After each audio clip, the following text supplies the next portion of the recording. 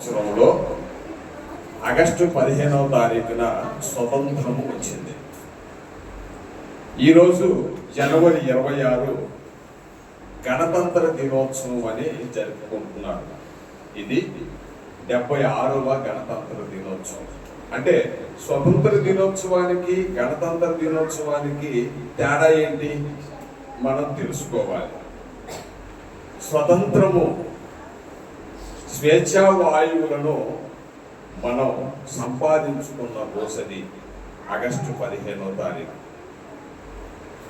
1947. ఆర్థికంగా లెక్కల ప్రకారము మనకు పూర్తి స్వాతంత్రాన్ని పొందుకున్న రోజే దాన్ని రిపబ్లిక్ డే అన్నారు. 1950వ సంవత్సరంలో అది మనకు అందింది జనవరి 26వ తారీఖున.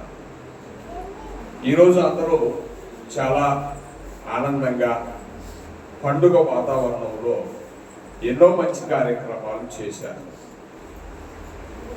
ఇది భారతదేశంలో ఎన్నో గొప్ప సంగతులలో ఇది కూడా ప్రముఖమైన గొప్ప సంగతి. ఏంటంటే గణతంత్ర దినోత్సవం, రిపబ్లిక్ డే. స్వేచ్ఛా వాయువులను సంపూర్ణంగా పీల్చుకున్న రోజు ఇది. ప్రియమైన దేవుని వాళ్ళారా, భారతదేశంలో ఉన్న మనము ఈ సంగతిని తెలుసుకోవాలి. తెలుసుకుంటున్నారా?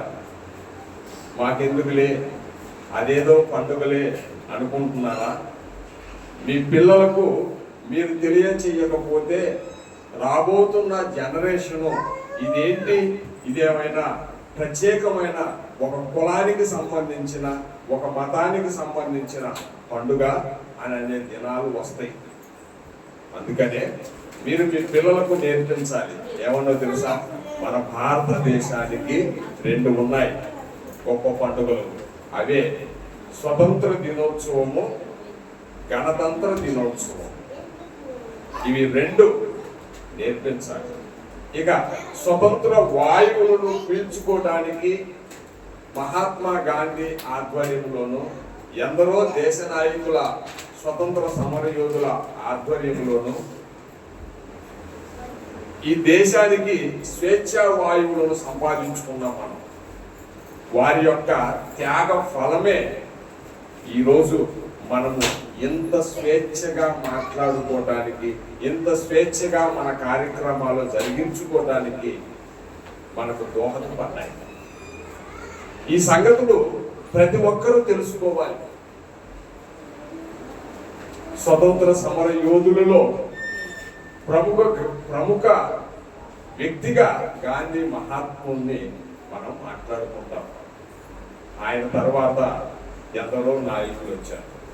ఆ గాంధీ మహాత్ముడు నాకు బైబిల్లో ఎన్నో మాటలు ఇన్స్పిరేషన్గా ఉన్నాయి. వాటిలో ఒకదానిని నేను ఆయుధంగా ధరించుకున్నాను అని ఆయన ఏం చేశాడంటే, స్వతంత్రం సంపాదించుకోవాలంటే దేవుని మాటను బలమైన ఆయుధముగా ధరించుకోవాలి అని తెలియచేశాడు. బ్రిటిష్ వారు మాట వినకపోతే బ్రిటిష్ వారు క్రూరంగా ప్రవర్తించారని మీకు తెలుసా? చంపేశారండి, నిలువున తెగ కోసారండి, కుతికలు తెగ నరికారండి. బ్రిటిషర్స్ గన్స్తో జలియన్ వాలాబాగ్లో కొన్ని వేల మందిని బయటికి వెళ్ళటానికి వీలు లేకుండా కాల్చి చంపారు. వాళ్ళందరూ తమ ప్రాణాలను ఎందుకు త్యాగం చేశారో తెలుసా? స్వేచ్ఛా వాయువులను నీకు నాకు మనందరికీ ఇవ్వడానికి. అయితే వారి యొక్క క్రూరత్వానికి మహాత్మా గాంధీ గారు వారి యొక్క క్రూరత్వానికి ధీటైన సమాధానం బైబిల్లో నుంచి పట్టుకున్నాడు. ఏంటంటే, ఎవరైనా సరే నిజముగా మంచివాడు, ఆలోచన కలిగిన వాడు, ఒక సామ్రాజ్యాన్ని కానీ ఒక దేశాన్ని కానీ ఒక మంచి పద్ధతిలో పాలించాలనుకున్నవారు, నాయకులైన వారు ఒక మాట చెప్తే దాన్ని ఫాలో అయిపోతారు. మహాత్మా గాంధీ ఆ కోపకు చెందినవాడే. ఒక మాటతో ఆయన స్వతంత్రానికి ఆయుధం అన్నాడు. అదేంటో తెలుసా? మత్తయి సువార్తలో యేసు ప్రభు వారు చెప్పిన మాట. యేసు ప్రభు వారు, నీ కుడి చెంప మీద కొట్టువానికి నీ ఎడమ చెంప కూడా చూపించుము అని రాయబడి ఉంటుంది. 5వ అధ్యాయము మత్తయి సువార్త 39వ వచనం. నేను నీతో చెప్పునిదేమనగా, దుష్టుని ఎదిరింపక నిన్ను కుడి చెంప మీద కొట్టువానిని వైపునకు ఎడమ చెంప కూడా త్రిప్పుము. దేవుడు చెప్తున్నాడు, యేసు ప్రభు వారు చెప్తున్నాడు, దుష్టుడు ఎదిరిస్తేనట రెచ్చిపోతాడట. దుష్టుడు ఎదిరిస్తే రెచ్చిపోతాడు. రెచ్చిపోతే ఏం జరుగుతుందో తెలుసా? ప్రాణ హత్యలు జరుగుతాయి. ఆ రెచ్చిపోయేవాడిని అలా వెళ్లకుండా ఉండటానికి దేవుడు చెప్పిన బలమైన ఆయుధం ఏంటో తెలుసా? మిమ్ములను ఎవరైనా దుష్టులు ఎదిరిస్తే మీరు వారిని ఎదిరించకుండా, వారు మిమ్ములను కుడి చెంప మీద కొడితే, అంటే వారు మిమ్ములను ఒక చెంప మీద కొడితే మీరు వారి వైపుకి రెండో చెంప చూపించండి. అలా చూపించడం అంత ఈజీనా? ఒక చిన్న మాట అంటేనే తట్టుకోలేని మనుషులు మనం. దేవుడి మాటను ఫాలో అవుతామా? నిజంగా ఆయన ఫాలో అయ్యాడు కాబట్టి మహాత్ముడయ్యాడు. దేవుడు మరొక మాట చెప్పాడు. ఏంటో తెలుసా? ఈ భారతదేశానికి, అంతేకాదు ఈ ప్రపంచ దేశాలకు ఒక మూల సూత్రాలను అందించగలిగిన ప్రామాణిక గ్రంథము ఏదైనా ఉంది అని అంటే అది బైబిలే అని తెలిసో తెలియకో చాలా మంది మిమ్ములను, మీరు నమ్మిన విశ్వాసాన్ని పాడు చేయాలని, మిమ్మల్ని బాధ పెట్టాలని ప్రయత్నిస్తారు. అయినా కానీ మీరు మాత్రం దీనిని వదలవద్దు అని చెప్పి, అంతేకాకుండా మీపై నాయకులుగా ఉన్నవారిని జాగ్రత్తగానండి. మీపై నాయకులుగా ఉన్నవారిని, మీ దేశ నాయకులను, మీ ఎమ్మెల్యేలను, మీ ఎంపీలను, మీ ముఖ్యమంత్రులను, మీ ప్రధానమంత్రులను, మీరు ఏ దేశంలో అయితే ఉన్నారో వారి కొరకు మీరు ఏం చేయాలో తెలుసా? ప్రార్థన చెయ్యాలన్నాడు. ఆ మాట ఎక్కడ రాయబడింది? ఒకసారి చూడండి. రోమీయులకు రాసిన పత్రిక 13వ అధ్యాయము 1వ వచనం. రోమా పత్రిక 13వ అధ్యాయము 1వ వచనం. ప్రతి వాడును పై అధికారులకు లోబడి ఉండవలెను, ఎలయనగా దేవుని వలన కలిగినది తప్ప ఏ అధికారము లేదు. ఉన్న అధికారములు దేవుని వలననే నియమింపబడి ఉన్నవి. కాబట్టి అధికారమును ఎదిరించువాడు దేవుని నియమమును ఎదిరించుచున్నాడు. అంటే ఎంత క్లియర్ గా చెప్తున్నాడు. ఎంతమందికి అర్థమవుతుందండి ఈ మాటలు? చాలా సింపుల్ గా ఆ ఎమ్మెల్యేనా, ఆ మినిస్టరా, ఏంటో వీళ్ళు చాలా తక్కువగా మాట్లాడతారండి. నాయకులను చాలా తక్కువగా ఉచ్చరిస్తారు. వాళ్ళు ఎవరో తెలుసా? దేవుని తరపున ప్రతినిధులు. వినండి, వారెవరో దేవుని తరపున ప్రతినిధులు. అంటే వారికి దేవుని వాక్యం తెలియదు కదా అని అంటారేమో. మరి మీకు తెలుసుగా, మీకు తెలుసు కదా. అండి, ఎప్పుడు కూడా మనకై మనం నిర్ణయాలతో మనం ముందుకెళ్ళకూడదు. దేవుని నమ్మిన పిల్లలు దేవుని మీద నమ్మకంతో, దేవుడు చెప్పిన నిర్ణయాలతో మనం ముందుకెళ్ళాలి. వినండి జాగ్రత్తగా. దేవుడు చెప్పిన నిర్ణయాలతో మనం ముందుకెళ్ళాలి. ఎవరి సొంతగా వారు ఆలోచించుకోబట్టే ఇవాళ ఒక గౌరవము దేశం అంటే, ఒక నాయకుడు అంటే రెస్పెక్ట్ అనేది లేకుండా పోతుంది. ఇది దేవుని వలన కలిగిన అధికారం అంటున్నాడు దేవుడు. ఏమంటే ఈ నాయకులు మీకు ఏం చేస్తారో తెలుసా? మీకు స్వతంత్రాన్ని ఇస్తారు. మీరు వారిని రెస్పెక్ట్ చేస్తే వారు మీకు ఏం చేస్తారో తెలుసా? విలువిస్తారు. మీరు వారికి విలువనిస్తే, వారు మీకు విలువనిస్తే, వారి వలన మీ స్వతంత్రం ఏమవుతుందో తెలుసా? మీ స్వతంత్రము మీ దగ్గరే ఉంటుంది. స్వాతంత్రాన్ని కోల్పోతున్న వారు ఎందరో. ఒక మాట చెప్పనా? నేనున్న కాలంలో మనుషులు బానిసత్వంలోకి వెళ్ళిపోతున్నారు. మరి ముఖ్యంగా ప్రభువుని నమ్మామనుకుంటున్న వాళ్ళు కూడా బానిసత్వంలోకి వెళ్ళిపోతున్నారు. అదేంటి? ప్రభువుని నమ్మిన తర్వాత కూడా బానిసత్వంలోకి వెళ్ళిపోయినప్పుడు ఇక వాడు స్వతంత్రుడు ఎలా అవుతాడు? వాడు దేవుని వలన స్వతంత్రాన్ని పొందుకున్న వాడు ఎలా అవుతాడు? దేవుడు ఈ మాటను మనకు జ్ఞాపకం చేస్తున్నాడు. మీరు జాగ్రత్తగా వింటేనే అర్థమైంది. మీరు మధ్యలో మాట్లాడితే మీకు అర్థం కాదు. నేను చెప్పేది నా మాటలు కాదు, దేవుని మనసులో దాగి ఉన్న నీ ఎడల నా ఎడల కలిగిన ప్రణాళికకు సంబంధించిన మాటలు చెప్తున్నాను. మీరు జాగ్రత్తగా మనసు పెట్టి వినండి. గలతీయులకు రాసిన పత్రిక 2వ అధ్యాయము 4వ వచనాన్ని ఒకసారి చదవండి.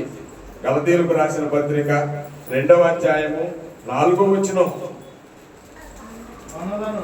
మనలను దాసులుగా చేసుకొనవలనని క్రీస్తు యేసు వలన మనకు కలిగిన మన స్వతంత్రమును వేగు చూసుటకు రహస్యముగా తేబడి దొంగతనముగా ప్రవేశించిన కపట సహోదరులు. అంటే క్రీస్తు వలన మనకు స్వతంత్రము వచ్చిందట. ఏమండి? బాప్తిస్మం తీసుకోక మునుపు మీరందరూ ఎవరికి దాసులో తెలుసా? క్రీస్తును తెలియక, పరలోకం తెలియక నరకాగ్నికి వెళ్ళిపోయే నిరీక్షణ లేని ప్రజలు. కానీ క్రీస్తుని నమ్ముకున్నాక, బాప్తిస్మం తీసుకున్నాక, వారి మనసు పొందాక, నిరీక్షణ జీవితాన్ని మీరు సంపాదించుకొని మీరు స్వతంత్రాన్ని పొందుకున్నారు. అది ఇచ్చింది ఎవరో కాదు, పరలోకాన్ని సంపాదించుకునే స్వాతంత్రం ప్రభు అయిన యేసుక్రీస్తు వారు ఇచ్చారు. జాగ్రత్తగా ప్రభు అయిన యేసుక్రీస్తు వారు మనకు స్వతంత్రం ఇచ్చారట. అదే చెప్తున్నాడు. ఏమని? క్రీస్తు యేసు వలన మనకు కలిగిన స్వాతంత్ర్యము. ఈ స్వతంత్రాన్నట మన నుండి పోగొట్టి మనలను మరలా దాసులుగా చేసుకోవటానికి కొందరు మనలోనికి ప్రవేశిస్తున్నారట. నిజమండి. ప్రవేశిస్తున్నారంటే ఎవరు ప్రవేశిస్తున్నారని ఒకరు చూడకండి. మీరే ఎవరికి వారే. మీకు కలిగిన స్వాతంత్ర్యం ఉందే, దాన్ని మీరు పోగొట్టుకుంటున్నారు. ఎలాగో పోగొట్టుకుంటున్నారు? మాకు కాస్త చెప్పవా అని అంటారేమో. అంటే మీరు దేవుణ్ణి నమ్మారా? దేవునితో ఉన్నారా? దేవుడు పరలోకాన్ని మనకు ఇస్తాడు అని నిజముగా నమ్మారా? నామకార్థంగా నమ్మారా? కోపం వస్తే బూతులు చెప్తారు. ఇంకేదన్నా మాట్లాడితే ఒకరి మీద ఒకరు సాడీలు చెప్పుకుంటారు. ఎవరి వ్యవహారాలు ఇవన్నీ? క్రీస్తు మనలను అలాగ ఉండమని స్వతంత్రాన్ని ఇచ్చాడు మనకి. పరలోకం పొందుకునే స్వతంత్రం అలా ఉండనని ఇచ్చాడు మనకి ఆయన ఏం చెప్తున్నాడో ఒకసారి చూడండి. ఒకసారి మార్క్స్ వార్త 7వ అధ్యాయంలో మనిషిని పాడు చేసేవి కొన్ని ఉన్నాయి. మార్క్స్ వార్త 7వ అధ్యాయము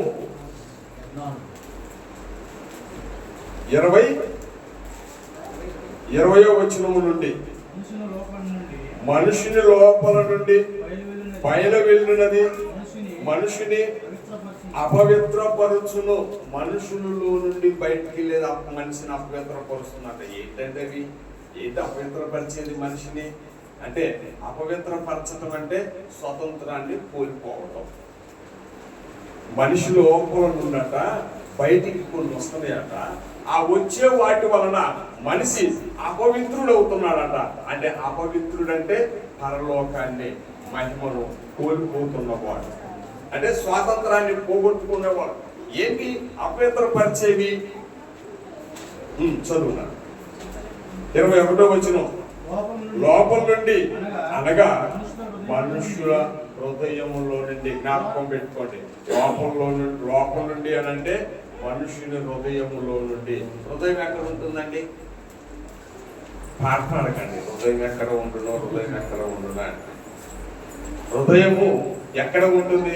మీరు హార్ట్ సింబల్ వేసి చూపించి ఇది హృదయం అనకండి. హృదయము తలంపులను పుట్టించే కేంద్ర స్థానం. తలంపులను పుట్టించే కేంద్ర స్థానం ఎక్కడ ఉంది మనిషికి? ఎక్కడ ఉందండి?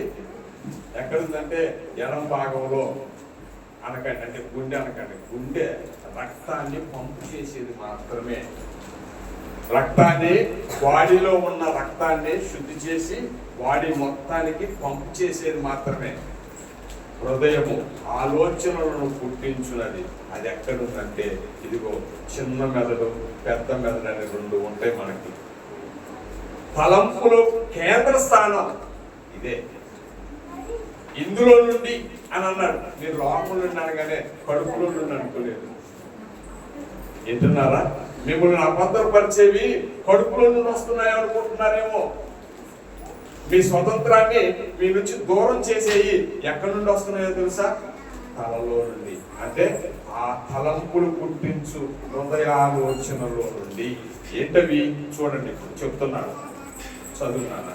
లోపల నుండి అనగా మనుష్య హృదయములో నుండి దురాలోచనలను, చారత్వమును, దొంగతనమును, నరహత్యలను, వ్యభిచారమును, లోభములను, చెడుతనములను, కృత్రిమములను, కామ వికారమును, మత్సరమును, దేవదూషణయు, అహంభావమును, అవివేకమును వచ్చును. ఈ చెడ్డవన్నీ లోపల నుండి బయటకు వెళ్ళి మనుషుని అపవిత్రపరచునని ఆయన చెప్పాను. ఇవన్నీ ఒక్కటైనా మనలో ఉందా?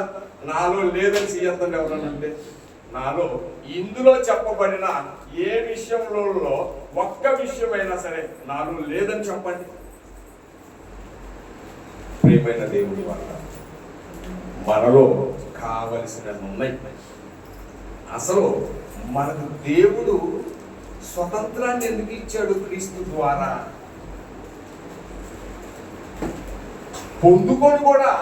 స్వతంత్రాన్ని పొందుకొని కూడా నాశనం అయిపోవాలా? ఆలోచించండి. స్వతంత్రాన్ని పొందుకొని కూడా బాధపడాలా? ఇవన్నీ మనం చేయకుండా ఉంటే మనం ఎంత మంచివారమో తెలుసా? మనుషుల దృష్టిలో కాదు, దేవుని దృష్టిలో. మనుషులకి మంచివారు పనికిరారు. నాయకుడు మంచివాడైతే ఆ నాయకుడు చెప్తున్న మాటలు కానీ ఆ నాయకుడు మన కొరకు చేస్తున్న ఆలోచనలు కానీ వీళ్ళకి అర్థం కాక ఆ నాయకుడిని ఏమంటారంటే ఆయన నువ్వు చేశాడు అంటారు, ఆయన అసలు మాట్లాడటం ఏంటో చేత కాదంటారు. కానీ ఆ నాయకుడు నీ కోసం నా కోసం ఎంతగా ఆలోచిస్తున్నాడు. మరి నీవు నీ గురించి ఆలోచిస్తున్నావా? నీ గురించి ఆలోచిస్తున్నావా?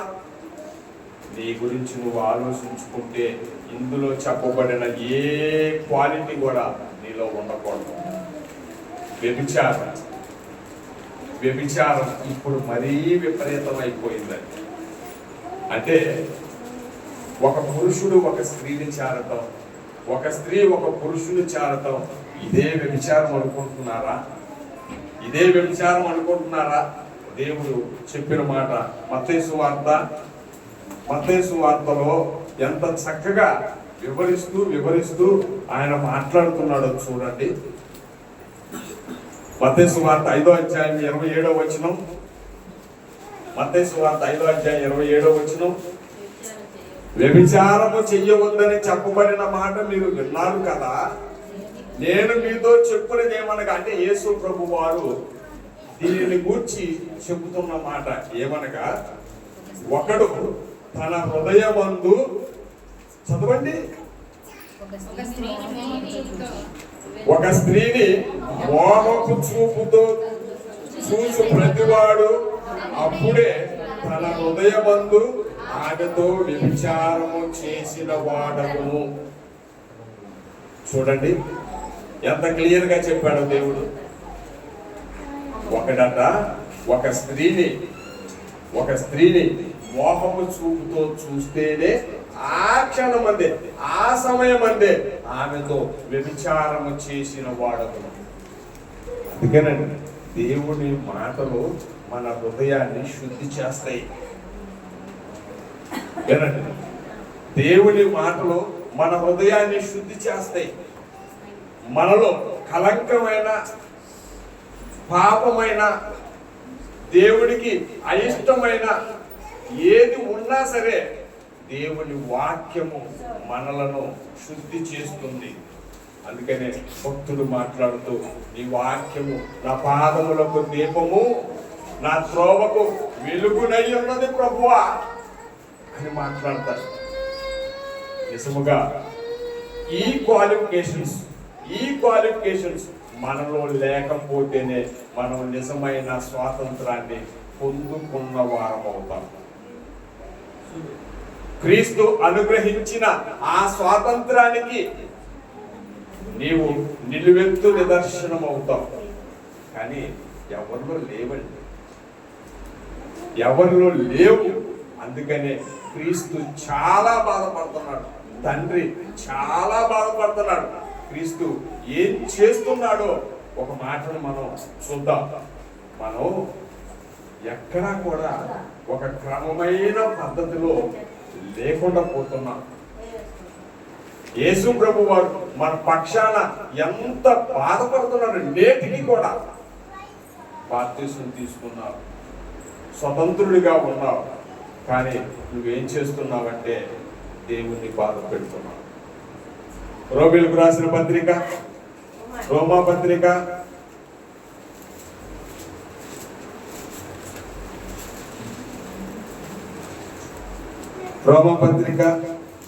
8వ అధ్యాయము 34వ వచనం. రోమా పత్రిక 8వ అధ్యాయము 34వ వచనం. శిక్ష విధించువాడెవడు? చనిపోయిన క్రీస్తు యేసే. అంతేకాదు మృతులలో నుండి లేచిన వాడును, దేవుని కుడిపార్శ్వమున ఉన్నవాడును, మన కొరకు విజ్ఞాపనలు కూడా చేయువాడును ఆయనే. ఎందుకండి? చనిపోయాడు మన కొరకు, ప్రాణం పెట్టాడు మన కొరకు. ఇప్పుడు ప్రశాంతంగా తండ్రి కుడిపార్శ్వమున ఉండవలసిన ఆయన ఆ తండ్రి కుడిపార్శ్వమున ఉండి కూడా ఏం చేస్తున్నాడంటే మన పక్షాన విజ్ఞాపన చేస్తున్నాడు. ఎందుకు? మన పక్షాన్ని ఎందుకు విజ్ఞాపన చేస్తున్నాడు? నీకు అర్థం కాదు. మా సైలెంట్. మన పక్షాన్ని ఎందుకు విజ్ఞాపన చేస్తున్నాడంటే, నాయన తండ్రి, నేను కూడా అదే శరీరం ఆకారం కలిగి అక్కడ జీవించాను. ఈ శరీరం ఎటువంటిది అని అంటే, మీరిచ్చినప్పుడు మంచిదేనండి తండ్రి, మీరిచ్చినప్పుడు మంచిదే. కానీ ఈ శరీరానికి ఆశలు పెరిగాయి. ఈ శరీరానికి ఆశలు పెరిగి వారు దాని నుండి బయటికి రాలేకపోతున్నారు. వారు చిన్న చిన్న పనైనా సరే మీ కొరకు చేయునట్లు ప్రేరేపించండి అని విజ్ఞాపన చేస్తున్నాడు. విజ్ఞాపన చేయువాడు మన ప్రభు అయిన యేసుక్రీస్తు. ఇది ఈ విషయాన్ని గలతీలో ఉన్న సంఘానికి చెప్తున్నాడు. నీకు తెలియకపోవచ్చేమో, నీకు తెలియకపోతే నువ్వే నష్టపోతావు, నాకు తెలియకపోతే నేనే నష్టపోతా. ఇక్కడ ఎవరు నష్టపోకుండా ఉండాలి అనే దేవుడిచ్చిన స్వతంత్రాన్ని ఎవరు పోగొట్టుకోకూడదు అనే మీకు నేను ఈ మాటలను జ్ఞాపకం చేస్తున్నాను. గలతీ సంఘానికి పౌలు గారు కూడా ఇదే మాటలను జ్ఞాపకం చేస్తున్నాడు. గలతీలకు రాసిన పత్రిక 5వ అధ్యాయము, గలతీలకు రాసిన పత్రిక 5వ అధ్యాయము 1వ వచనం, ఈ స్వాతంత్రము అనుగ్రహించి క్రీస్తు మనలను స్వతంత్రులుగా చేసి ఉన్నాడు. క్రీస్తు మనల్ని ఏం చేశాడంట? స్వతంత్రులుగా చేసి ఉన్నాడు. అంటే ఎంత స్వతంత్రం? పాపం చేసే స్వతంత్రమా మనది? దేవుని యొక్క మందిరము లేదా దేవుని యొక్క సన్నిధి అంటే అలక్ష్యము చేసే స్వతంత్రమా మనది? మనకిచ్చిన ఈ స్వతంత్రాన్ని మనకు ఇష్టం వచ్చినట్టుగా వాడుకోవటానిక క్రీస్తు నీ కొరకు నా కొరకు ప్రాణం పెట్టింది? మీకు అర్థం కావట్లేదేమో. క్రీస్తు ఎప్పటికీ కూడా మన పక్షాన విజ్ఞాపన చేస్తున్నాడు. ఈ స్వతంత్రాన్ని అనుగ్రహించిన ఆయనే మనకు మన కొరకు ఆయన విజ్ఞాపన చేస్తున్న ఆయనే మనం అలక్ష్యం చేస్తున్నామని, మనలాంటి వారే పూర్వకాలంలో కూడా ఉన్నారని గలతీ సంఘంతో చెప్తున్నాడు. ఈ స్వాతంత్రము క్రీస్తు మనకు అనుగ్రహించి ఉన్నాడని చెప్పి ఉన్నాడు. క్రీస్తు మనలను స్వతంత్రులుగా చేసి ఉన్నాడు. కాబట్టి మీరు స్థిరముగా నిలిచి మరలా దాసత్వమును కాడి క్రిందకు చిక్కుకండి. నిజంగా చిక్కున్నారా? చిక్కున్నారట అందరూ. మేము లేము అని ఎవరు అనడానికి లేదు. ఎందుకోనంటే అందరం అందులోనే ఉన్నాం. అందరము శరీరాన్ని బట్టే ఆలోచిస్తున్నాం. అందరము ఈ శరీరం అంటే ఎంత మక్కువ చూపిస్తున్నామో. అందుకని దీనికి లోబడకండి. మీరు ఈ దేహాన్ని ప్రేమించారా, మీ స్వతంత్రాన్ని మీరు కోల్పోతారు. ఈ దేహములో మీరు దేవుని కొరకు బ్రతికారా, పరలోకాన్ని స్వతంత్రించుకుంటారు. ఏది ముఖ్యమైనది, ఏ స్వాతంత్ర్యం ముఖ్యమైనది అనేది అర్థం కాకుండా పోయింది మనుషులకు. ఒక మాట చెప్పనండి ఏమండి, ఇక్కడ జాగ్రత్తగా మా పిల్లలు ఒక మాట చెప్తాను నేను. పాత నిబంధన, క్రొత్త నిబంధన అనే 2 నిబంధనలు ఉన్నాయి. తెలుసా? ఎంతమందికి తెలుసండి? పాత నిబంధన, క్రొత్త నిబంధన అనే 2 నిబంధనలు ఉన్నాయి. పాత నిబంధనేమో సీనాయి పర్వతం మీద దేవుడు ఇశ్రాయేలీయులకు 10 ఆజ్ఞలతో కూడిన రూల్స్ అండ్ రెగ్యులేషన్స్ ఇచ్చాడు. క్రొత్త నిబంధనేమో ప్రభు అయిన యేసుక్రీస్తు వారి ద్వారా ఆ రూల్స్ అండ్ రెగ్యులేషన్స్ ను మార్చి వీరు చేయలేకపోతున్నారు అని ఆలోచన కలిగి క్రీస్తు ద్వారా వాటిని మార్చాడు.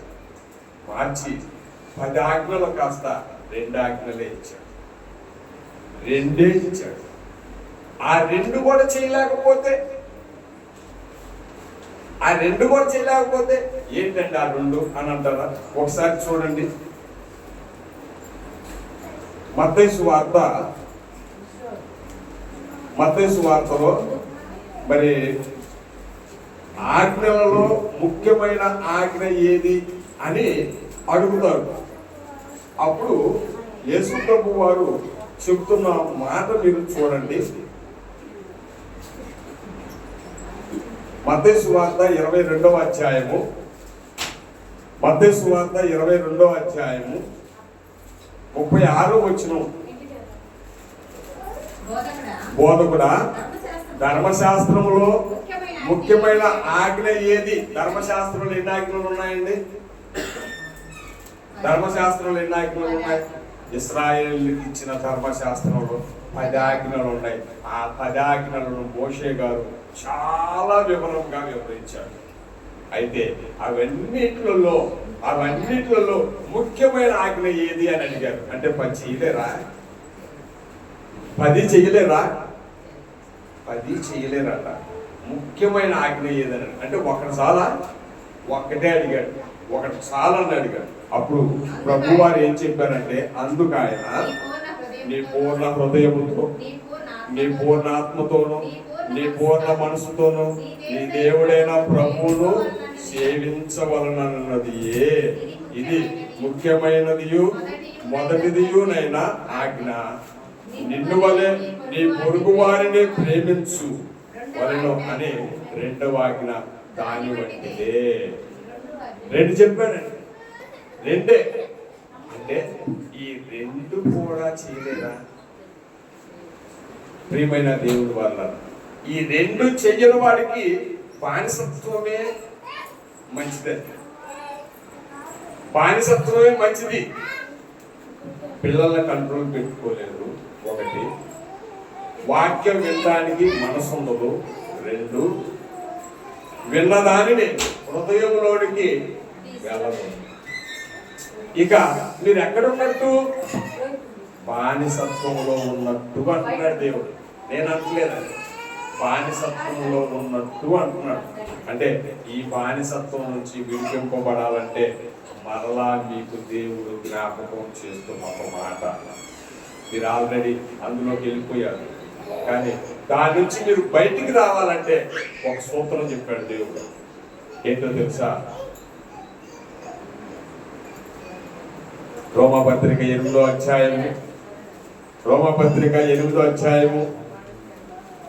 1వ వచనం చూడండి. రోమపత్రిక మరలా జ్ఞాపకం చేస్తున్నాడు దేవుడు. కాబట్టి ఇప్పుడు క్రీస్తు యేసు యందు ఉన్న వాడికి ఏ శిక్షా విధియు లేదు. అంటే ఇప్పటి నుంచైనా నువ్వు ఒకసారి ఆలోచించు. క్రీస్తు నీ కొరకు ప్రాణం పెట్టాడు కదా, పెట్టాడా? బాప్తిసం తీసుకొని వాళ్ళు ఏం చేస్తారంటే, నేను బాప్తిసం తీసుకోలేదు కదా, ఈ మాటలు నాకు కాదు కదా అనుకోండి. ఈ క్షణం, ఈ రాత్రి నీ ప్రాణం పోతే నా మాటలు నీ మీద సాక్ష్యం పలుకుతాయి. ఎందుకో తెలుసా? నేను చెప్తుంది నా మాటలు కాదు, నేను చెప్తుంది అబద్ధము కాదు, నేను చెప్తుంది నిజం. ఆ నిజం ఏంటంటే, ఇప్పుడు నీవు క్రీస్తును సొంత రక్షకుడుగా అంగీకరించావా, నీవు రక్షణలో నిలబడతావు. నీ ప్రాణం ఉన్నా పోయినా నీ బ్రతుకు దేవునితోనే, క్రీస్తుతోనే. అప్పుడు నీవు స్వతంత్రుడివై పరలోకాన్ని స్వతంత్రించుకుంటావు. కానీ నాకు కాదు కదా అనుకున్నారా? వాళ్ళు ఏదో చెప్తారులే, 1 గంట కూర్చొని 1/2 గంట కూర్చొని పోదామని అనుకున్నారా? జాగ్రత్త సుమి, చాలా ప్రమాదం. అందుకనే దేవుడు మీకు మరలా చెప్తున్నాడు, ఇప్పుడు మీరు క్రీస్తునందు ఉన్నారా?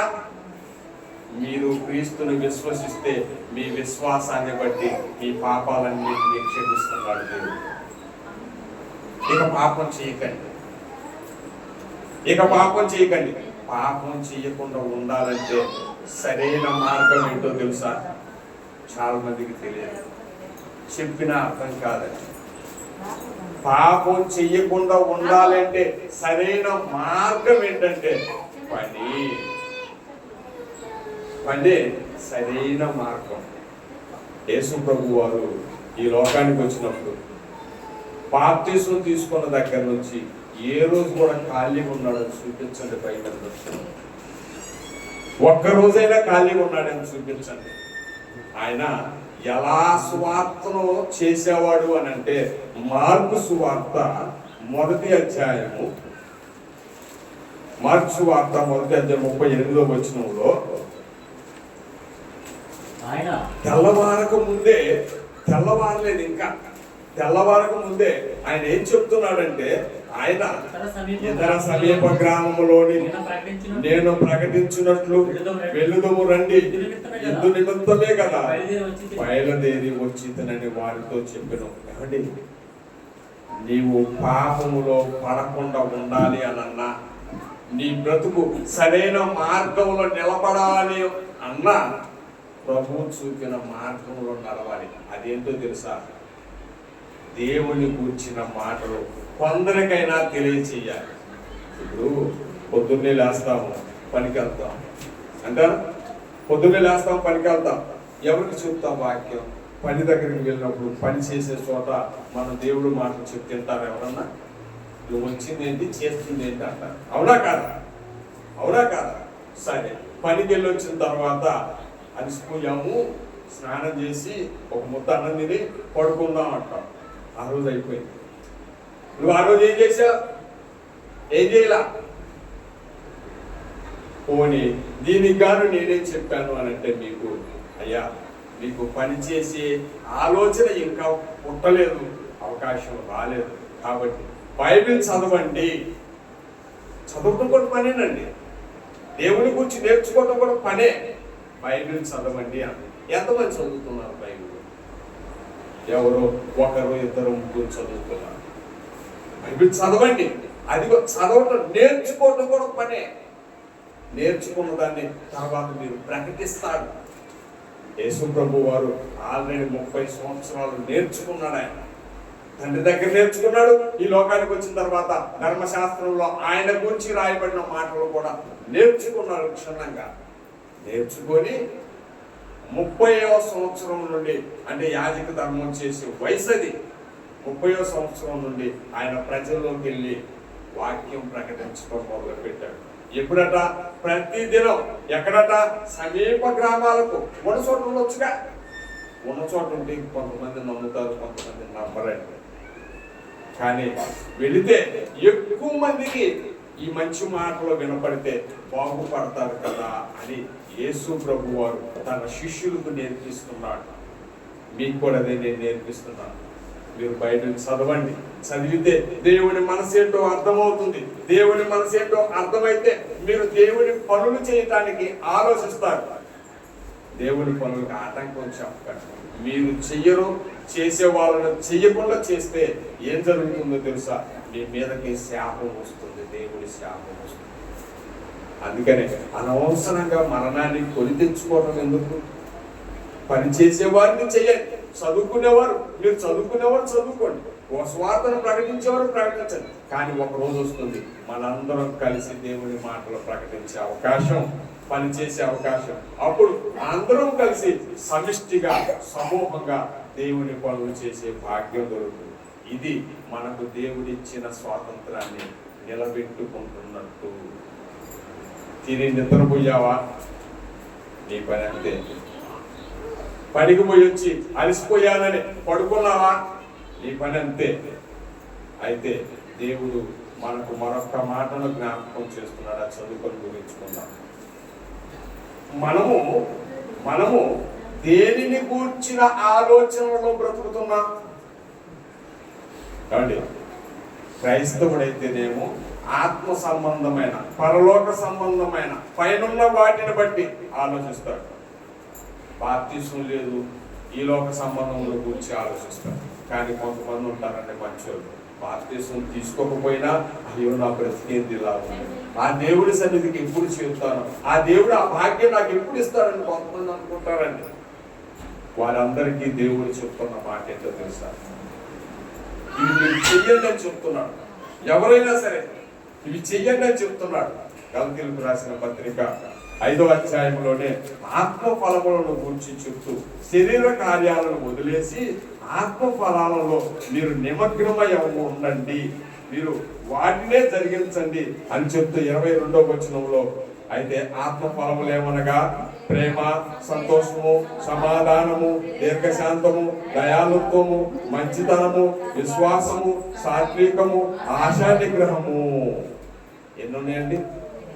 9 ఉన్నాయి ఆత్మ ఫలాలతో. కాబట్టి ప్రేమ కలిగి ఉండటానికి ఏమన్నా అడ్డుకట్టలు ఉంటాయా? దయ కలిగి ఉండటానికి ఏమైనా అడ్డుకట్టలు ఉంటాయా? ఒకవేళ అడ్డుకట్టలు అపవాది మీ ఎదుట వేసినా సరే మీరు వాటిని దాటుకొని రండి.